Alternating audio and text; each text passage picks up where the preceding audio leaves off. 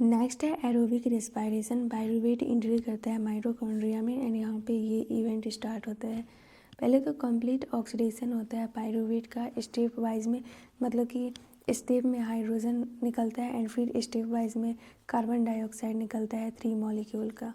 ये वाला प्रोसेस होता है माइटोकॉन्ड्रिया के मैट्रिक्स में। सेकेंड इवेंट में दिया गया है कि इलेक्ट्रॉन पास करता है इलेक्ट्रॉन ट्रांसपोर्ट सिस्टम के द्वारा एंड जब ये इलेक्ट्रॉन पास होता है तो हाइड्रोजन को इनर मेम्ब्रेन में भेज देता है। माइटोकॉन्ड्रिया का जो इनर मेम्ब्रेन रहता है वहाँ पे हाइड्रोजन स्टोर हो जाता है एंड इलेक्ट्रॉन को ऑक्सीजन को दे देता है जिससे कि वाटर का फॉर्मेशन होता है। एंड ये हाइड्रोजन जब फिर से पंप होता है, मतलब कि जो हाइड्रोजन इनर मेम्ब्रेन में स्टोर था अब वो पंप होता है मैट्रिक्स में, तब एटीपी का सिंथेसिस होता है। ये है माइटोकॉन्ड्रिया, ये रहा इसका इनर मेम्ब्रेन, ये रहा मैट्रिक्स।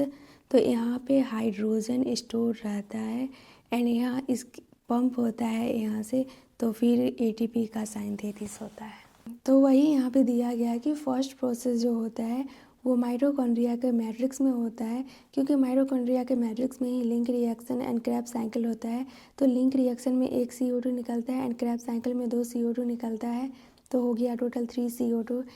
एंड ये जो सेकेंड प्रोसेस है वो माइटोकॉन्ड्रिया के इनर मेम्ब्रेन में होता है। फिर से वही स्टोरी दिया गया है। पायरूवेट इंटर करता है माइटोकॉन्ड्रियल मैट्रिक्स में, फिर इसमें होता है ऑक्सीडेटिव डीकार्बोक्सिलेशन एंड ये जो ऑक्सीडेटिव डीकार्बोक्सिलेशन होता है ये एक ही स्टेप में नहीं होता है। पहले लिंक रिएक्शन में 1 CO2 निकलता है, फिर क्रेब्स साइकिल में 2 CO2 निकलता है।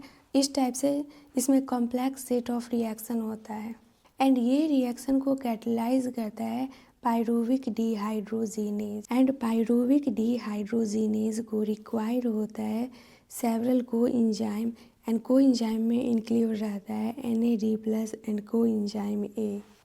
यहाँ पर एसिटाइल CoA का फॉर्मेशन दिया गया है।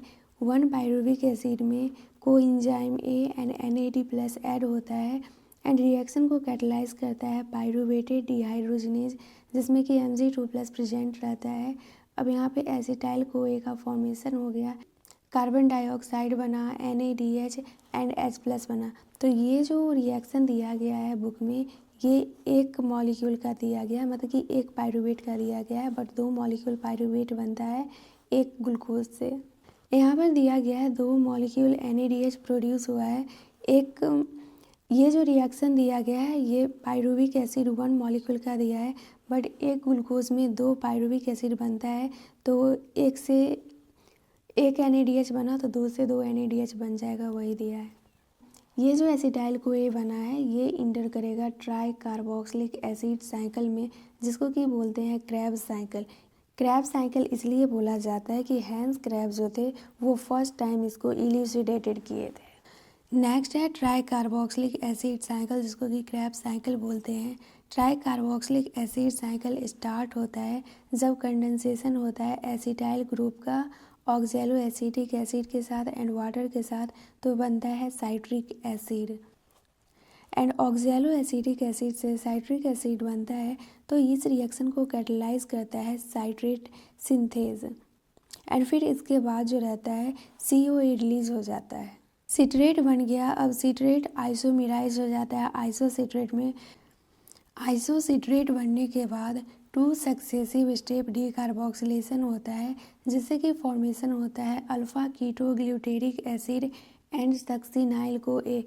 फर्स्ट स्टेप में CO2 रिमूव होता है तो अल्फा कीटोग्लूटेरिक एसिड बनता है, फिर अल्फा कीटोग्लूटेरिक एसिड में से CO2 रिमूव होता है तो सक्सिनाइल CoA बनता है, फिर सक्सिनाइल CoA से सक्सीनेट बनता है, सक्सीनेट से फ्यूमरेट बनता है, फ्यूमरेट से मल्लेट बनता है एंड सक्सीनेट फ्यूमरेट जब प्रोसेस होता है तो यहाँ पे FADH2 का फॉर्मेशन होता है। सक्सिनाइल CoA बन गया। अब बोल रहा है कि जितना भी स्टेप बचता है साइट्रिक एसिड साइकिल में वो साइकिल को कंटिन्यू रहने में हेल्प करता है। साइकिल कंटिन्यू तभी रहेगा जब ऑक्जेलो एसिटिक एसिड का फॉर्मेशन होगा, तो यही बोल रहा है सक्सिनाइल CoA जो रहता है ये ऑक्सीडाइज हो जाता है ऑक्जेलो एसिटिक एसिड में। यहाँ पर तो सक्सिनाइल CoA से डायरेक्ट ऑक्जेलो एसिटिक एसिड दिया गया है, बट इसके बीच में और भी कन्वर्जन होता है, जैसे सक्सिनाइल CoA से सक्साइनिक एसिड का फॉर्मेशन होता है तो यहाँ पे जीटीपी का भी सिंथेसिस होता है, जिसको कि बोलते हैं सबस्ट्रेट लेवल फॉस्फोराइलेशन।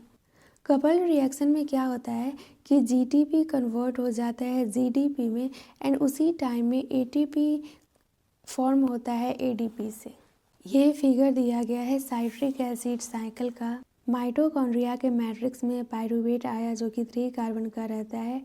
यहाँ पे NAD से NADH बना, मतलब कि रिडक्शन हुआ एंड को इंजाइम ए आके ऐड हुआ एंड एक कार्बन डाइऑक्साइड निकल गया, जिससे कि एक कार्बन डिक्रीज हो गया एंड 2 कार्बन का फॉर्मेशन हुआ, जिसको कि बोलते हैं acetyl co enzyme A.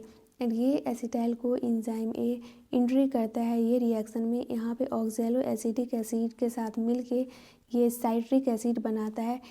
And ये जो ऑक्सैलो एसिटिक एसिड से साइट्रिक एसिड बना है तो इसमें जो इंजाइम हेल्प करता है वो साइट्रेट सिंथेज हेल्प करता है एंड फिर ये साइट्रिक एसिड से 1 कार्बन डाइऑक्साइड निकल जाता है एंड NAD प्लस जो रहता है NADH में कन्वर्ट हो जाता है, मतलब कि यहाँ पे रिडक्शन हुआ तो अल्फ़ा कीटोग्लूटेरिक एसिड का फॉर्मेशन हो जाता है जो कि 5 कार्बन का रहता है।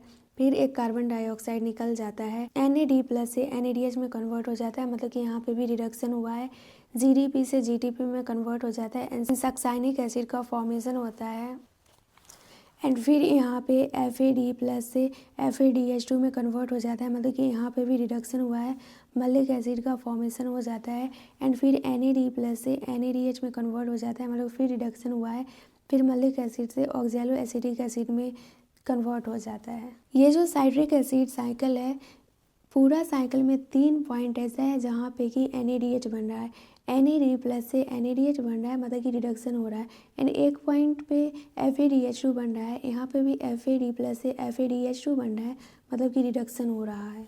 ये समरी इक्वेशन दिया गया है रेस्पिरेशन फेज का। Pyruvic acid NAD plus FAD plus water ADP plus PI मिलके माइटोकॉन्ड्रियल मैट्रिक्स में फॉर्मेशन करता है carbon dioxide NADH H plus FADH2 and ATP का। यहाँ पे दिया गया है कि जब ग्लूकोज ब्रेक करता है तो रिलीज होता है कार्बन डाइऑक्साइड एंड 8 मॉलिक्यूल का NADH बनता है एंड 2 FADH2 बनता है। पहले तो हम देख लेते हैं NADH बनता कहाँ पे है। जब कार्बन डाइऑक्साइड रिलीज होता है तो लिंक रिएक्शन में एक NADH बनता है, फिर क्रेब्स साइकिल में 2 कार्बन डाइऑक्साइड रिलीज होता है तो 3 NADH बनता है, तो टोटल 4 NADH हो गया। एंड यहाँ पे जो रिएक्शन दिया गया है ये एक पाइरूवेट का दिया गया है, बट एक ग्लूकोज में 2 पाइरूवेट का मॉलिक्यूल होता है, तो यहाँ पे एक पाइरूवेट से 4 NADH बना है तो 2 पाइरूवेट से 8 NADH का मॉलिक्यूल बन जाएगा एंड 2 FADH2 दिया गया है, तो लिंक रिएक्शन में कोई भी FADH रिलीज नहीं होता है, बट क्रैब साइकिल में एक FADH रिलीज होता है, तो एक पाइरूवेट में एक FADH2 रिलीज होता है तो 2 पाइरूवेट मॉलिक्यूल में 2 FADH2 रिलीज हो जाएगा एंड यहाँ पे एक पाइरूविक एसिड के मॉलिक्यूल में 1 ATP का फॉर्मेशन हुआ है, तो वही यहाँ पे दिया गया है कि 2 पाइरूविक एसिड के मॉलिक्यूल में 2 ATP का फॉर्मेशन होगा TCA साइकिल में। यहाँ पे बोला जा रहा है कि हम एरोबिक रेस्पिरेशन के बारे में डिस्कशन ही क्यों कर रहे हैं, ना तो यहाँ पे O2 आया है पिक्चर में और ना ही लार्ज अमाउंट में ATP फॉर्मेशन हो रहा है, क्योंकि 2 ही ATP फॉर्मेशन हुआ है अभी तक। एंड NADH FADH2 का रोल क्या है